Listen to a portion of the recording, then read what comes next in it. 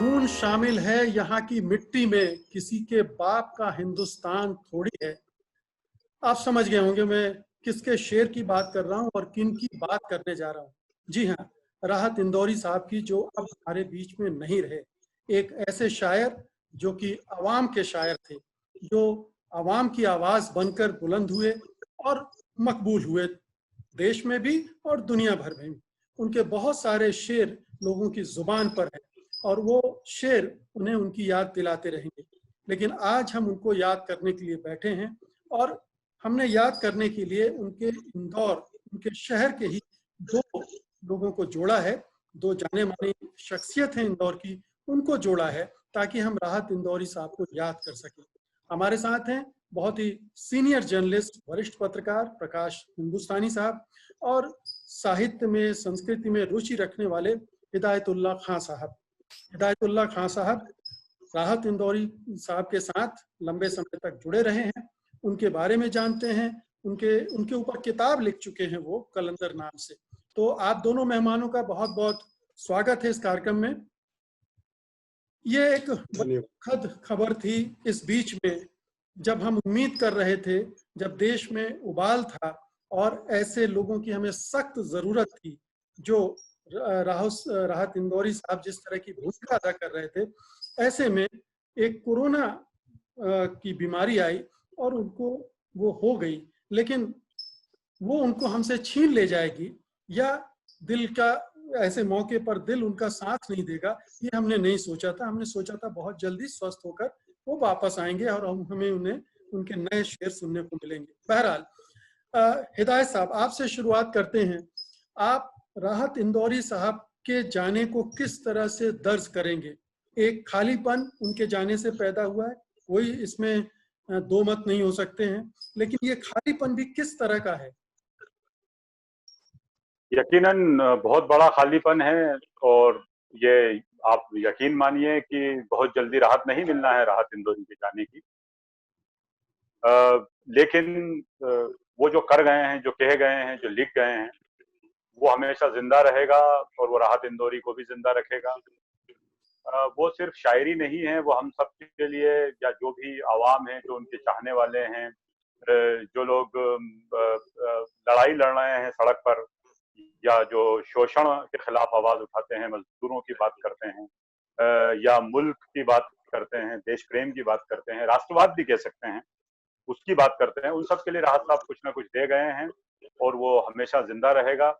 यकीनन खालीपन है, बहुत बड़ा नुकसान हुआ है। सबसे बड़ा नुकसान मुझे लगता है मुशायरे के डायस का हुआ है, क्योंकि वो कामयाबी की जमानत थे। उन्होंने मुशायरे की तस्वीर बदल दी थी और ये माना जाता था कि अगर वो मुशायरे पर या डायस पर बैठे हैं तो मुशायरा कामयाब होगा। अब दूर दूर तक उनका कोई बदल दिख नहीं रहा है, लेकिन फिर भी इस बात का इत्मीनान है कि वो जो कह गए हैं, लिख गए हैं, वो जिंदा रहेगा और तब तक जिंदा रहेगा जब तक हम लोग शायरी पढ़ते और सुनते रहेंगे। जी, प्रकाश जी, एक बहुत ही आम तरह के व्यक्ति, चेहरे, मोहरे, पहनावे, चाल ढाल, रंग रूप, हर तरह से, मतलब वो जो आम तौर पर शायरों वाली नफासत ढूंढी जाती है, एक खास तरह की अभिजात्यता जो उनमें होती है, वो कहीं नहीं थी उनमें। और बहुत ही साधारण किस्म के आदमी, वो अवाम के आदमी भी दिखते थे, अवाम की बात ही नहीं करते थे। इसको आप किस तरह से देखते हैं, उनकी शख्सियत को? वो बहुत विशिष्ट थे, इसमें दो मत नहीं, लेकिन उन्होंने कोई अभिजात्यता ओढ़ी नहीं थी अपने ऊपर, ये बात कही जा सकती है। वे बहुत विशिष्ट थे और इंदौर के लोगों के लिए वे बहुत खास सम्मान रखते थे। उनका सम्मान था इंदौर के लोगों में, और न केवल इंदौर में बल्कि पूरी दुनिया में। जहां जहां उर्दू अदब या हिंदी कहावत साहित्य की बात होगी, राहत इंदौरी हमेशा याद किए जाएंगे। उन्होंने जो लिखा, चाहे फिल्मों में लिखा, चाहे मंच पर गाया या आम कार्यक्रमों में गाया। इंदौर में ऐसे से भी कार्यक्रम हुए हैं उनके लिए जहां उनकी कविताओं का सस्वर पाठ हुआ है और गायकों ने अनुरोध किया कि साहब हम आपके 10 गीत गाएंगे मंच पर, हम गुजारिश करते हैं कि आप आ जाइए। तो उन्होंने कोई नखरा नहीं किया कि मैं नहीं आऊंगा या मैं पैसे लूंगा, इस तरह की बातें उन्होंने नहीं की। दूसरी बात है कि शायरी में उन्होंने मंच को पर जो आसान लफ्ज दिए, आसान लफ्जों में बात कहने का तरीका लोगों को सिखाया। इसके पहले जो उर्दू के बहुत मशहूर शायर हुआ करते थे, वो इतने गंभीर गंभीर ऊंचे ऊंचे शब्द होते थे कि लोगों को उनका अर्थ पल्ले नहीं पड़ता था। यहाँ बिल्कुल आम बात करते थे। और खास बात है कि उनके कुछ शेर तो नारों की तरह लोगों के ज़हन में याद है, नारों की तरह उनका उपयोग भी हुआ है। उनका शेर बोलना अपने आप में एक पूरा भाषण हो जाता था। तो एक बहुत खास उनके लेखन की शैली थी। और उन्होंने अपने जीवन में जो भी संघर्ष किए, बहुत संघर्ष किए उन्होंने, और मंच पर इतनी शोहरत उन्हें ऐसे ही नहीं मिली है। बड़ी मुश्किलों के बाद, बड़े संघर्ष के बाद और बड़े प्रयोग करने के बाद उन्हें ये शोहरत और लोकप्रियता मिली है। लोगों ने जी उन्हें सिर आंखों पर भी उठाया, तो बहुत मेहनत के बाद उठाया। जी। तो वो उस हिदा- सब। जी हिदायत साहब, अभी प्रकाश जी ने बात की बहुत ही आम फहम जुबान का इस्तेमाल, जो कि जो उर्दू अदब की परंपरा रही है, जिसमें पहले जो बहुत अरबी फारसी का इस्तेमाल होता था, उसके बाद जो बशीर बद्र, दुष्यंत कुमार हिंदी में देख लें, निदा फाजली, तमाम लोग ने जिस तरह से भाषा का इस्तेमाल किया और उसको जोड़ा आम आवाम से, उनमें राहत इंदौरी साहब की एक विशिष्ट भूमिका है। आप इसको किस तरह से देखते हैं? एक तो भाषा के इस्तेमाल को लेकर, और फिर भाषा का अपना एक गढ़न, एक अपना मुहावरा तय करना, एक उसकी अपनी एक पहचान बनाना, कहने के अंदाज से, जिसको अंदाजे बयां कहा जाता है, उसके बारे में कुछ बात कीजिए। राहत साहब को बहुत जल्दी ये समझ में आ गया था कि जो अदब के स्कूल हैं, जो उर्दू अदब के स्कूल हैं, वो दरकने लगे हैं। और आप डायस से या मुशायरे के मंच से फारसी के लफ्ज इस्तेमाल कर सकते हैं, दकीक उर्दू या जो कठिन उर्दू कही जा सकती है वो बोल सकते हैं, लेकिन जो आप सुनने आ रहे हैं वो उतने लोग वैसे बचे नहीं है कि इसको हजम करेंगे या उस तरीके का रिस्पॉन्स करेंगे।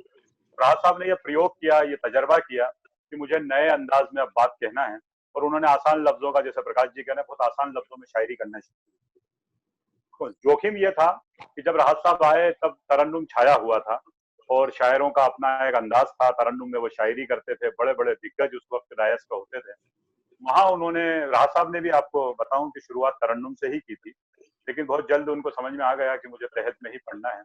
और जो उनका अंदाज था उसमें जोखिम बहुत था, जोखिम था उसमें, और उसकी क्रिटिसाइज भी हुआ, लोगों ने उसको अदब के खिलाफ बताया, लेकिन फिर वो फैशन बन गया। और ये हुआ कि राहत साहब की मौजूदगी में ही कई लड़के उन्हीं जैसे अंदाज में पढ़ने लगे, और अभी भी पढ़ते हैं।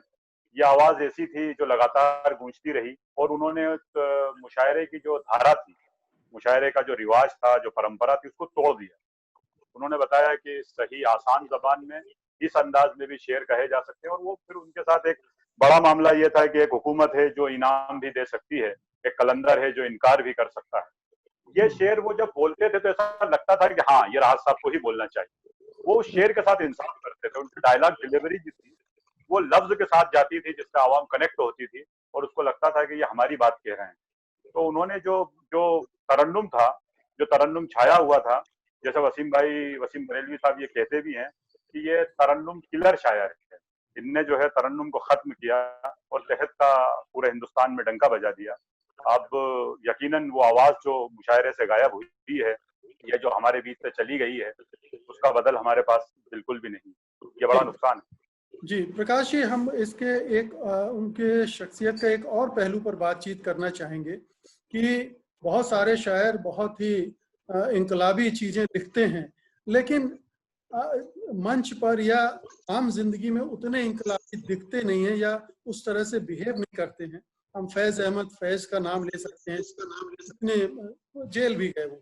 यहाँ पर राहत इंदौरी साहब की जो शख्सियत उभरी है पिछले खास तौर पर साल डेढ़ साल में, वो इस तरह की उतरी है कि वो खड़े होकर चैलेंज भी करते हैं सत्ता को और उन तमाम ताकतों को जो कि इंसानियत के खिलाफ हैं, इंसानी हुकूकों के खिलाफ। जी हाँ, आपने सही बात कही कि उन्होंने दमदारी से अपनी बात कही और लोगों के साथ वे रहते भी थे। ऐसा नहीं कि वो कटे हुए थे आम लोगों से। इतने मशहूर होने के बाद भी वे आम लोगों से मिलते रहते थे। बहुत कम लोगों को पता होगा कि उन्होंने भी अपनी शुरुआत हुसैन की तरह पेंटिंग से की, साइन बोर्ड पेंट किए, और यश इंदौर के रीगल टाकिज के पास उनका स्टारलिट टाकिज के करीब उनका अपना एक स्टूडियो भी हुआ करता था और उन्होंने चित्रकारी भी की। लेकिन उन्हें जल्दी समझ में आ गया कि शायद उनके लिए कोई और कला है। मंच पर उन्होंने शुरुआत देवास के एक मुशायरे से की, जहां उन्हें शुरुआत में जैसा रिस्पांस मिलता है वैसा रिस्पांस मिला। एक बात यहाँ कहना बहुत लाजिमी बनता है कि सरल शब्दों में कोई बात कहना ज्यादा कठिन है। कठिन शब्द तो कोई भी उठा के कह सकता है अपनी बात कहने के लिए, जो शब्द उपलब्ध है उनका उपयोग करके बोल सकता है, लेकिन सरल शब्दों का उपयोग करना ज्यादा कठिन है और उन्होंने ये कठिन वाला रास्ता चुना। और शायद इसका असर ये रहा कि उन्होंने बॉलीवुड में भी बहुत सारे गाने लिखे, दर्जनों गाने उन्होंने लिखे जो बहुत सुपरहिट हुए। विधु विनोद चोपड़ा जैसे कई डायरेक्टर प्रोड्यूसर उनके पीछे लगे रहे कि आप गाने लिखो, तो उन्होंने बहुत सारे गाने लिखे, बहुत हिट हुए। और शायद उसका भी असर रहा हो कि उन्होंने आम लोगों के शब्द, आम फाहम शब्दों का इस्तेमाल शायरी में किया। इसके अलावा वे आम लोगों से मिलते जुलते थे। कभी उन्होंने मशहूर होने के बाद ये नहीं किया कि मैं यहाँ नहीं, कोई नयापुरा हो या रानीपुरा हो या अनूप नगर, उनके किसी भी घर में आप जाइए तो उन्होंने इस तरह की कोई दीवार नहीं रखी। जब कोरोना बीमारी फैली तब उन्होंने ट्वीट किया था कि मेरा एक घर 4 बेडरूम का घर उपलब्ध है, क्वारंटाइन में कोई रहना चाहे तो वो आ सकता है। तो कई लोगों ने कहा कि हम आपके साथ रहना चाहते हैं इसलिए हम तो क्वारंटाइन में आना चाहते हैं। तो उन्होंने कहा मेरा ये घर नहीं है, मेरा एक दूसरा घर है। संयोग की बात है कि वो घर गांधीनगर इलाके में है, जिसके करीब ही अरबिंदो हॉस्पिटल है, जहां उन्होंने अंतिम यात्रा, जहां से उनकी अंतिम यात्रा शुरू हुई। तो बड़ा ही ट्रेजेडी वाली बात है। लेकिन उन्होंने कुमार विश्वास ने एक ट्वीट किया था जब उन्होंने बताया था कि मुझे कोरोना का संक्रमण है और मैं अस्पताल में जा रहा हूं, तो उन्होंने लिखा था कि कोरोना एक गलत आदमी से उलझ गया है। कोरोना निश्चित ही गलत आदमी से उलझा है और उसने बहुत सही व्यक्ति को अपना शिकार बनाया है कोरोना के लिए, लेकिन हमारे लिए वो बहुत ही दुखदायी बात है। मुकेश जी, हिदायत साहब, मैं अब आपको थोड़ा सा उस शख्सियत के उन पहलुओं की तरफ ले जाना चाहता हूं जिसको लेकर विवाद उठते रहे। खासतौर से उनका जो ये मशहूर था शेर, किसी के बाप का हिंदुस्तान थोड़ी है, इसको लेकर बड़ी प्रतिक्रियाएं हुई दूसरे तरफ से और उनको निशाना भी बनाया गया। तो एक तो इस तरह की लाइनें लिखना और फिर इतना क्रिटिसिज्म झेलना, ये दोनों किस तरह से करते थे? आप उनके साथ रहे, जरा बताइए। देखिए, राहत साहब का जो शेर है जिससे आपने शुरुआत की थी कि किसी के बाप का हिंदुस्तान चोरी है, ये उन्होंने अभी नहीं कहा, काफी पहले कहा था, जब इस तरह का माहौल भी नहीं था और किसी ने उस शेर पे कोई आवाज भी नहीं उठाई। जब कबीर ने बोला, जब तो हम लोग इतने आधुनिक भी नहीं हुए थे, लोकतंत्र भी नहीं था, कुछ भी नहीं था, लेकिन कबीर बोलते चले गए, बादशाहत थी, किसी ने कबीर को नहीं रोका। हमने नहीं पढ़ा कि कबीर को किसी ने पत्थर फेंका हो या कबीर को किसी ने मारा हो या कबीर पे किसी ने फप्तियां कसी हो, लेकिन वो बोलते चले गए। उन्होंने तो मजहब के खिलाफ भी खूब बोले। राहत साहब ने भी वही करा, वो भी आज के कबीर थे, वो भी हमारे सामने जो गलत हो रहा था उसको बोल रहे थे। बस फर्क इतना आ गया है कि अब जो सुनने वाले कान हैं वो कुछ सुनना नहीं चाहते हैं। आप कुछ भी बोलिए, उनको सिर्फ वही बात पसंद है जो उनको अच्छी लगेगी। अभी कितने अफसोस की बात है कि हम लोगों ने इतना बड़ा एक कलंदर खो दिया, अदब का कलंदर खो दिया और उनको ट्रोल किया जा रहा है, उनके शहर पर गंदे गंदे कमेंट किए जा रहे हैं। अटल बिहारी वाजपेयी जी के बारे में उन्होंने एक जो शेर कहा था, बड़ा मजाहिया शेर था। जब अटल जी प्राइम मिनिस्टर थे, जब वो शेर कहा गया था, किसी ने ऑब्जेक्शन नहीं लिया, लोग महफिल में सुनते थे, हंसते थे, मस्ती करते थे और घर आ जाते थे। लेकिन आज वो शेर लगातार ट्रोल कर रहा है। राहत साहब को जो है सांप्रदायिक बताया जा रहा है, उन पर तरह तरह के इल्जाम लगाए जा रहे हैं। लेकिन ये वही कौन सा शेर शायर है था? जो कह रहा है। वो शेर, मुझे लगता है कि वो मैं देखता हूँ, मुझे वैसे याद नहीं है, लेकिन मैं आपको बताता हूँ। वो शेर ये था उनका कि, एक सेकंड,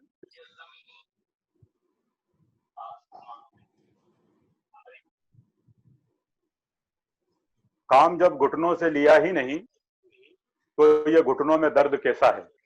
ये एक मस्ती थी, एक बात थी। और उसके बाद उन्होंने एक शेर में कहा था, अटल जी की याद में एक मुशायरा था या अटल जी के ऑनर में मुशायरा था, उसमें उन्होंने अटल जी की खूब तारीफ भी की थी। तो शायर तो अलग अलग फ्लेवर में होता है, वो कोई किसी हालात के हिसाब से अपनी बात नहीं कहता। लेकिन अब उनको ट्रोल किया जा रहा है, तरह तरह पे उन पर हमले किए जा रहे हैं। लेकिन ये वही शायर है जो हिंदुस्तान की मट्टी में, इंदौर की मट्टी में दफन है। जिसने ये भी कहा कि लहू से मेरी पेशानी पे हिंदुस्तान लिख देना, जो वतन की खाक में मिलने के लिए हमेशा बेचैन रहा, जो पाकिस्तान से ये कहता रहा कि हम ही बोला करें हमने की बोली, तुम भी कभी लाहौर से बोली, तो उसने तो कभी इस तरह का नाइंसाफी नहीं की, वो बात कही जो उन्हें सही लगती थी, और वो पूरी जिंदगी उन्होंने छाती के बटन खोल के अपनी जिंदगी जी। लेकिन अब ये क्या हो रहा है कि जब उनका ये शेर सीए और एनआरसी में जब ये शेर चला, किसी के बाप का हिंदुस्तान थोड़ी है, तो ये शेर नारा बन गया था, ये हर उस विरोधी का नारा बन गया था जो उस वक्त इस कानून का विरोध कर रहा था। तो उस वजह से राहत साहब को ट्रोल किया गया उनको, और कोई भी आदमी अपनी एक राय रख सकता है, हर आदमी के पास एक राय हो सकती है, हर फनकार की एक राय हो सकती है, राहत साहब का भी एक नजरिया था। लेकिन और ये एक नई हमारे वहाँ परंपरा शुरू हो गई, एक रिवायत शुरू हो गई है कि हम मरने के बाद भी हम किसी को बख्शने को तैयार नहीं है, और ये बहुत बुरी बात है। नहीं, इसमें तो कोई दो मत नहीं कि वो 100% खालिस हिंदुस्तानी थे और हिंदुस्तान पर गर्व भी करते थे, और हिंदुस्तान की बुराइयों की जो कमियां हैं उन पर चोट भी करते थे, और यही एक सच्चे हिंदुस्तानी का काम भी है, उसे यही करना चाहिए। प्रकाश जी, समय खत्म हो रहा है, बहुत अंत में मैं चाहूंगा कि अगर उनका कोई एक संस्मरण कुछ आपको याद आती हो कोई बात तो शेयर करें, फिर हम इसको खत्म करेंगे। बहुत सारे संस्मरण उनके साथ हैं। कई बार उनका इंटरव्यू करने का मौका मिला, कई बार उनसे मिलने का मौका मिला। तो मैंने एक बार उनके घर अनूप नगर में मैं गया था, तो उनके घर में ड्राइंग रूम में बड़ी हुसैन की एक बड़ी सी पेंटिंग थी, मेरे ख्याल से वो करोड़ों रुपए की होगी आज की तारीख में। उनके भाई आदिल भी कला समीक्षक थे, उनके पास भी हुसैन की एक बहुत शानदार पेंटिंग है जो उन्होंने अपने घर में रख रखी है। एक बार हमने उनसे देखने के लिए आग्रह किया तो उन्होंने पता नहीं कहाँ ऊपर अटाले में रख रखी थी, निकाल के दिखाई। तो राहत साहब की हमने देखी इतनी अच्छी पेंटिंग, तो हमने कहा राहत साहब आपसे कुछ चीज चाहिए, तो उन्होंने कहा कहिए। तो मैंने कहा कि ये पेंटिंग क्या आप हमें दे सकते हैं? तो उन्होंने कहा कि उधारी में भी नहीं दे सकता मैं आपको, लेकिन एक बात है कि हुसैन साहब ने उनको गिफ्ट की थी मकबूल फिदा हुसैन ने, क्योंकि हुसैन साहब भी इंदौर के ही थे, दोनों में बड़ा साम्य था। तो बड़ी यादगार है वो पेंटिंग देख के, इच्छा होती कि दो कलाकार किस तरह भाईचारे से के प्रतीक थे, इंदौर के प्रतीक थे। तो ये बहुत यादगार है। एक हमारे मित्र हैं जो कई महीनों से कह रहे हैं कि मुझे राहत साहब से मिलवा दीजिए, तो मैं कहता था राहत साहब यही है, अपन भी यही है, मिल लेंगे कभी भी चल के। तो कल उनका फोन आया कि मैं तुमसे इतने महीने से कह रहा था कि एक बार राहत साहब से मिलवा दीजिए, तो आपने नहीं मिलवाया। तो बहुत अफसोस इस बात का है। लेकिन पिछली बार हिदायत साहब की किताब के विमोचन के कार्यक्रम में उनसे मुलाकात हुई थी 8 जनवरी अभय विशाल में, और हिदायत साहब ने बहुत शानदार कार्यक्रम किया था। वो यादगार कार्यक्रम था। इंदौर में शायद ही किसी शायर के या कवि के जन्मदिन पे इतना भव्य कार्यक्रम हुआ होगा, वो जहां हजारों की संख्या में लोग आए हों, और लोग सुबह तक, मतलब देर रात तक, बल्कि सुबह तक कहना चाहिए, उनको सुनते रहे। तो अद्भुत मुशायरा हुआ था वो उनके जन्मदिन के। ये अफसोस तो मेरा भी है कि इतने साल से पत्रकारिता में हूँ और तमाम बड़े शायरों से मिलना हुआ, हिंदुस्तान के भी पाकिस्तान के भी, लेकिन राहत साहब से मुलाकात नहीं हुई। ये अफसोस मेरा भी है। बहरहाल आप सभी कदरदानों का, मेहरबानों का स्वागत, धन्यवाद। इस कार्यक्रम में आपने हिस्सा लिया, वक्त निकाला, और जाते जाते राहत साहब का एक शेर आपकी नजर करना चाहता हूँ। आंख में पानी रखो, होठों पे चिंगारी रखो, आंख में पानी रखो, होठों पे चिंगारी रखो, जिंदा रहना है तो तरकीबें बहुत सारी रखो।